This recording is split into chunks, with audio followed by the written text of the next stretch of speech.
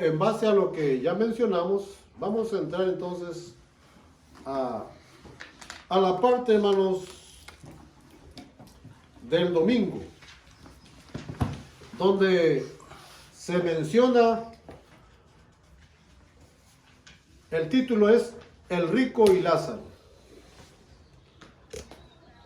Nosotros, hermanos, como adventistas del séptimo día, estamos conscientes de que esta historia es una parábola. ¿No es así? Amén. Entonces, como yo estaba mencionando hace un momento, la escritura no se contradice, hermano.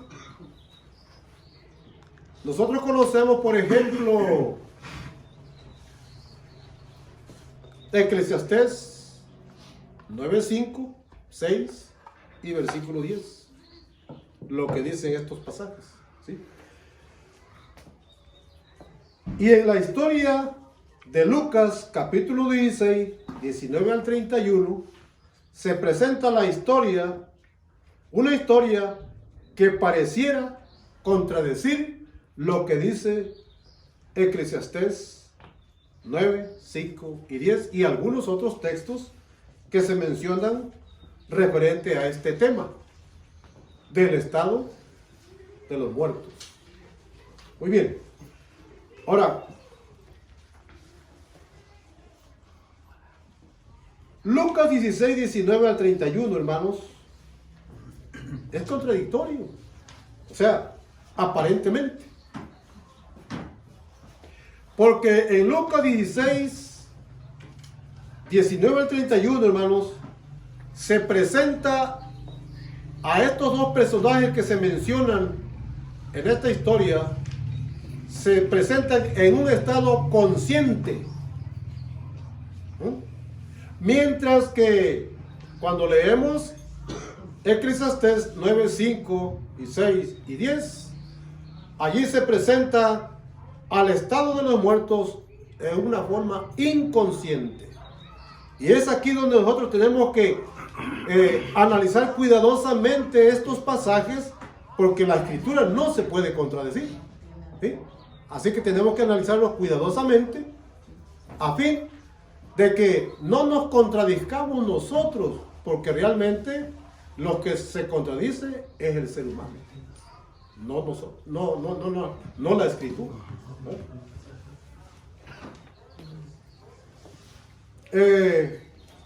Si nos basamos en Lucas 16, 19 al 31, sí, Lucas 16, 19 al 31, podemos ver, hermanos, que, bueno, para los que defienden con estos pasajes, para los que defienden el asunto de la inmortalidad del alma, con este pasaje, podría yo decir que hasta como que están errados ellos en su interpretación, porque en esta parte de la escritura podemos entender de que los dos personajes que se mencionan, a Lázaro y al rico, podemos decir, hermanos, basándonos en ese pasaje, que físicamente están en los diferentes lugares, o sea, uno en el tormento y otro gozando del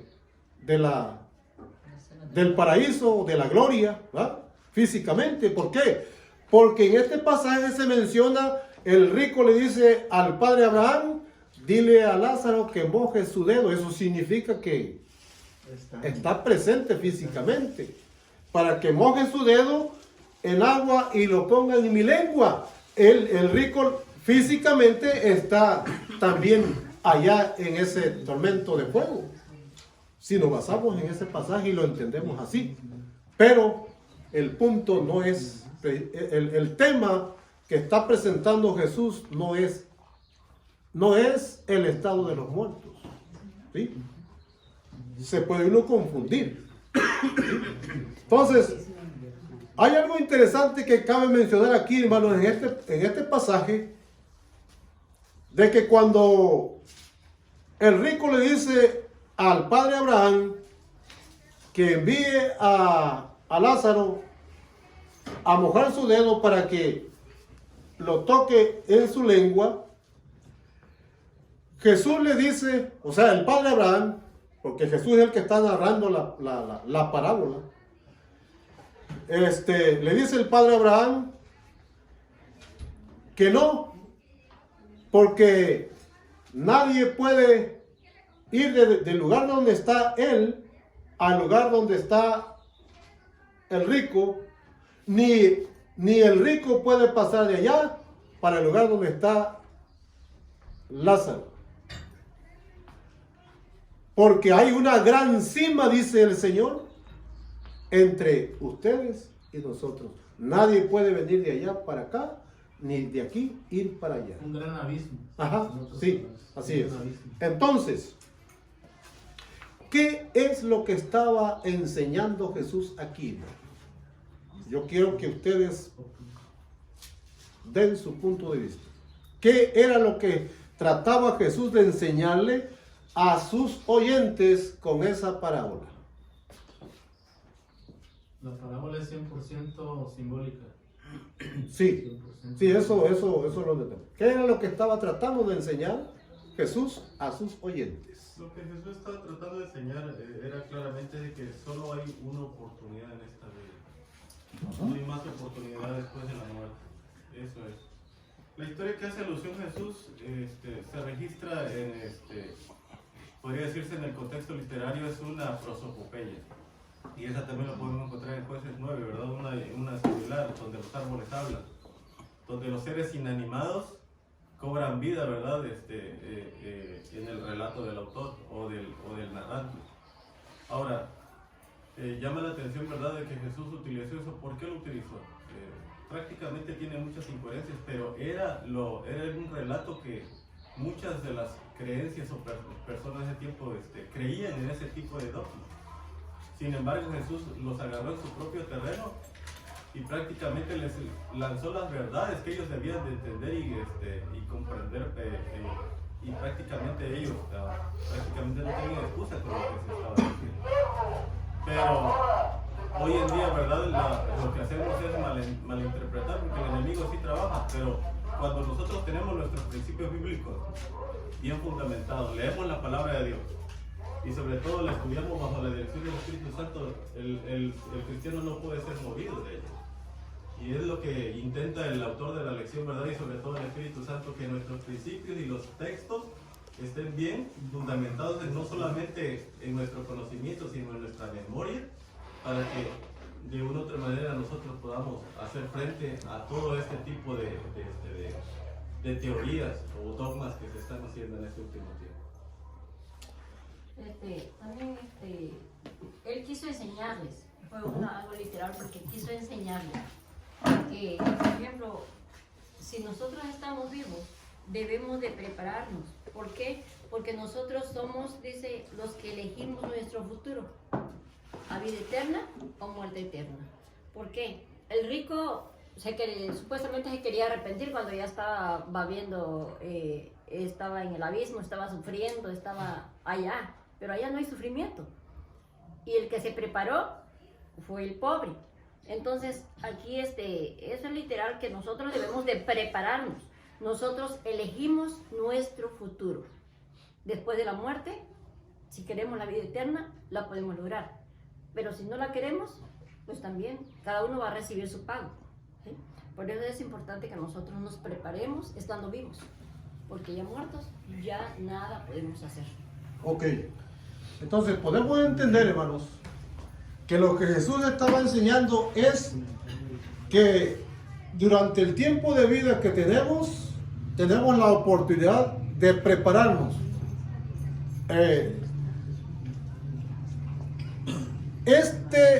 Esta enseñanza de Jesús concuerda con lo que dice Eclesiastés 9, 5 y 6 y 10. ¿Por qué? Porque si durante el tiempo de vida yo tengo la oportunidad de prepararme y una vez que llegue la muerte ya no puedo hacer nada, ya no se puede hacer nada porque el tiempo se acabó, entonces esta enseñanza concuerda con Eclesiastés 9, 5 y 6 y 10. Porque En el sepulcro dice, no hay ciencia, no hay obra, no hay nada. ¿Sí?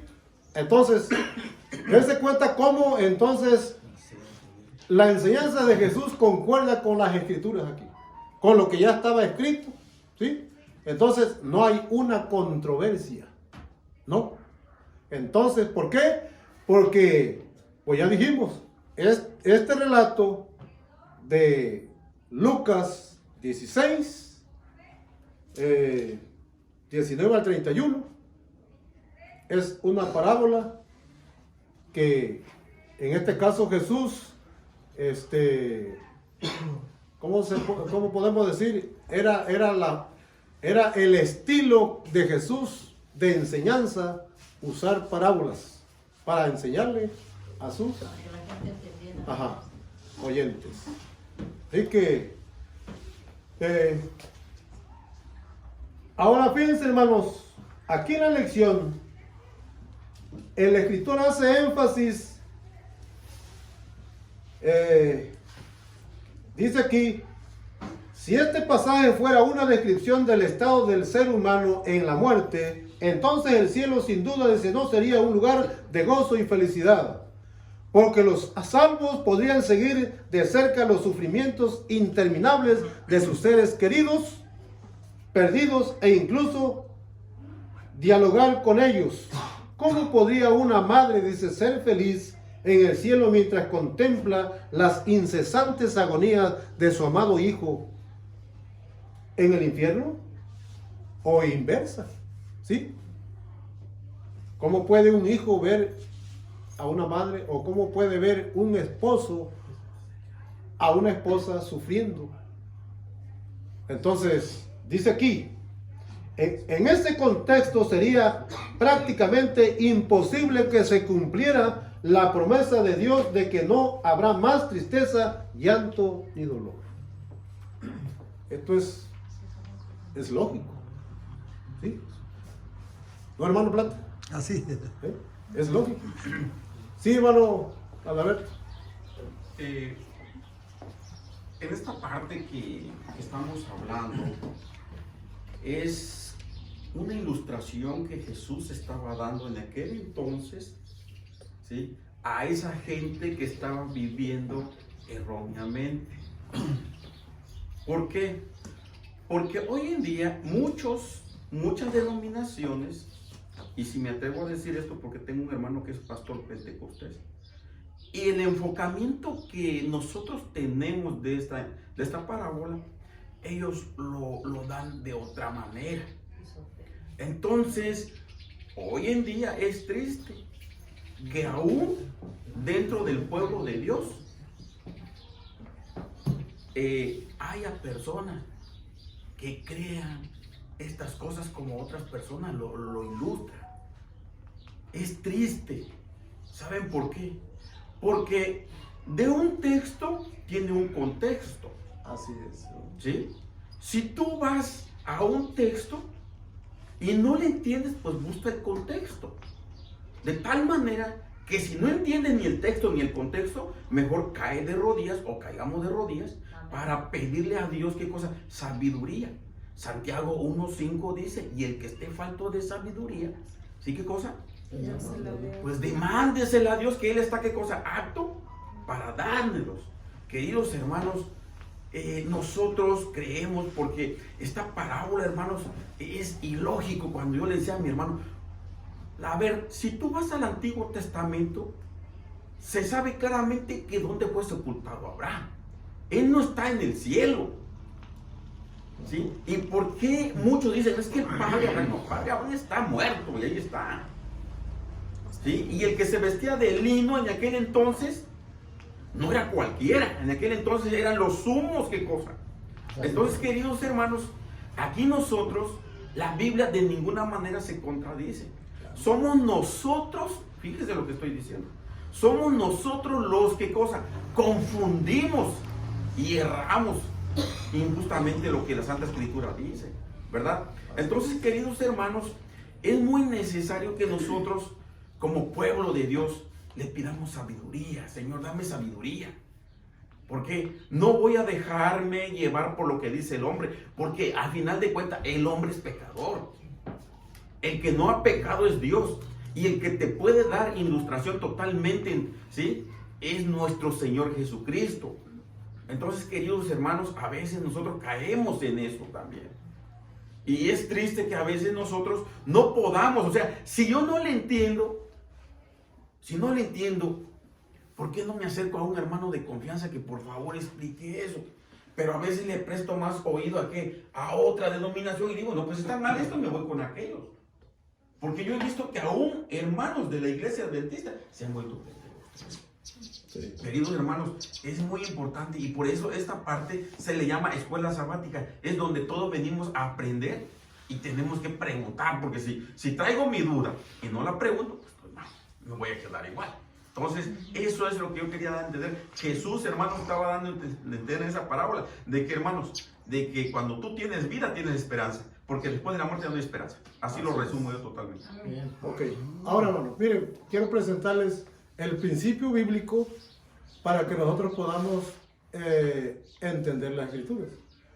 Lean Isaías 28, 10 y 13. A ver qué dice la palabra del Señor ahí.